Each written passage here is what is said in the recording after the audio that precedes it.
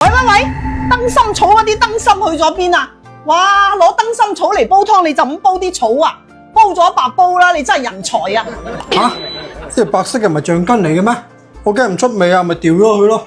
呢條係燈芯啊，攞嚟煲先有用㗎，你真係，唉，唔知點講你好。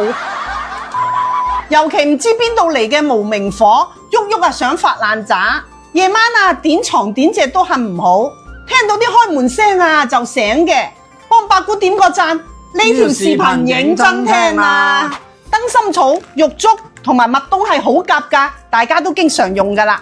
咁究竟有冇用啱啊？嗱，麥冬呢有3個產地㗎噃。嗱，四川產嘅麥冬呢睇落去係比較大粒飽滿嘅，一年一造，產量係比較大，所以呢市面上經常見到嘅，用嚟煲湯煲水都 OK 㗎。而浙江產嘅麥冬呢，佢種植時間啊大概3年以上。嗱，佢係專業用㗎噃，雖然生得岩岩巉巉啊，但係入邊啲好嘢夠啊嘛。因為種植要求高啊，時間又長喎，而家好少人願意種㗎啦。嗱，佢同川麥冬一樣呢，搣開入邊呢一定會有條芯㗎喎。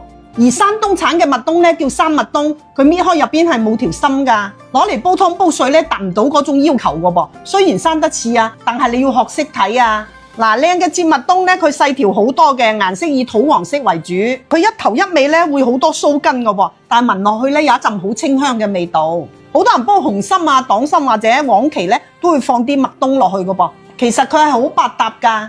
今日呢我又搭埋燈芯草、玉竹、海底椰、無花果嚟煲翻個湯。嗱，燈芯草呢最主要就係佢條燈芯嚇，你唔好似頭先咁啊，就咁煲啲草啊，揼咗條燈芯啊，入邊包住呢條係草，出邊呢條先係燈芯喎。嗱，我哋煲啲乜草乜草嘅湯呢，要凍水落個噃嚇，等佢喺慢慢升溫嘅過程中呢，先逼到啲好嘢出嚟噶嘛。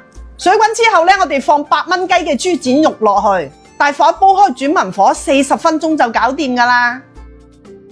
嗱，呢個湯煲出嚟呢係金金黃黃嘅噃，我哋放少少鹽落去調味就飲得噶啦。飲落去呢，清清甜甜，一家大細都中意噶。